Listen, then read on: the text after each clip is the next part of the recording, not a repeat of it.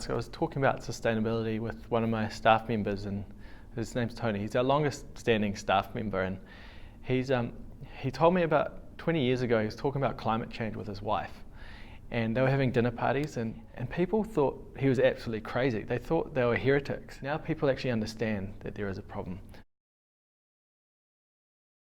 My family's been involved in ecostore for over 15 years now, and my father tells me a story about when he was younger and his mother was a school cleaner. She would come home stinking of chemicals, and he said that he walked out of the supermarket down the road and walked into ecostore, and he said, where have these products been? These products that are safer for the environment but also safer for people. I've always sort of grown up in sustainability, and I think particularly in the last 6 or 7 years I've got 2 young children of my own, and leading by example is really important to me. About 8 years ago, I guess I was working as a web developer and making websites and touchscreen applications, and I was somewhat shoulder tapped by my father to come back and work in the business, and I became a director of ecostore across. About 2.5 years ago, the role came up to be CEO of ecostore, and initially I was a bit nervous to step in, but after 6 months I was convinced to take it on. Well, what's happened in the last 20 years is people have found out about sustainability. People have found out why it's really important. Now the awareness is coming out there and people are talking about it. People are starting to make changes, both companies and government and consumers. The next 20 years is all about action. We've got these goals in place now. Let's smash them out of the water. It's about the doing now and actually really getting on. I'm an optimist, so I think we can really get there. It's created that community, it's created that place for people and businesses to come together and be able to talk and share, and also help each other. It's about doing things collectively and starting to push real change together. Any business trying to be sustainable on their own can only do so much, and if we're not sharing some of the things that we're able to do, then we're not going to be able to get the traction and hit some of the goals that we want to achieve. It was our opportunity to actually put a line in the sand and join a number of other companies together.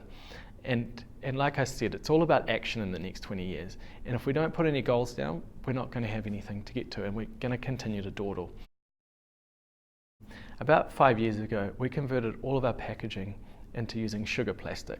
And a lot of people don't know this. And sugar plastic is not using a nasty petrochemical plastic. It's not using an unsustainable resource.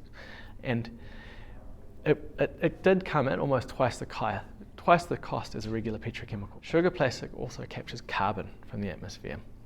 So we've actually managed to capture over 4,500 tonne of carbon being released into the atmosphere by switching all of our packaging into sugar plastic. We went into a new distribution centre last year and also upgraded all of our forklifts at the same time to be using electric forklift, which is quite nice even walking around the factory, not hearing much, but so you have to be very aware and hope that they're tooting the horn at least. I find plastic is a really difficult conversation to have sometimes, because not all plastic is bad and it does have a purpose, particularly for hospital uses. What we need to start looking at is how we can actually close that loop, and whether it's recycling, reusing our plastic is one way to do things, but reducing it, being conscious, using different products, using plastic products that don't need plastic in the first place. And I think that's where we're going to start to see more innovation, is how do we actually redesign our products to not start with plastic, or how do we redesign it so that the plastic does not necessarily single use, but you actually need to at least reuse it once to start making headway, because then you're going to start using it 3 times, 4 times. But if we sit here and try to be perfect, then we're just going to continue to act in the way that we're still behaving because we haven't made progress. One of the ways that we're helping in during Plastic Free July is actually really encouraging people to use our refill stations, and we've got over 60 refill stations around the country now, and we're also very excited to last month launch the first one ever to go into a supermarket, which has been an absolutely resounding success. So we're really looking forward to rolling out more refill stations and starting to actually just change the way that we consume products, because changing consumers' behaviour is one of the hardest things to do.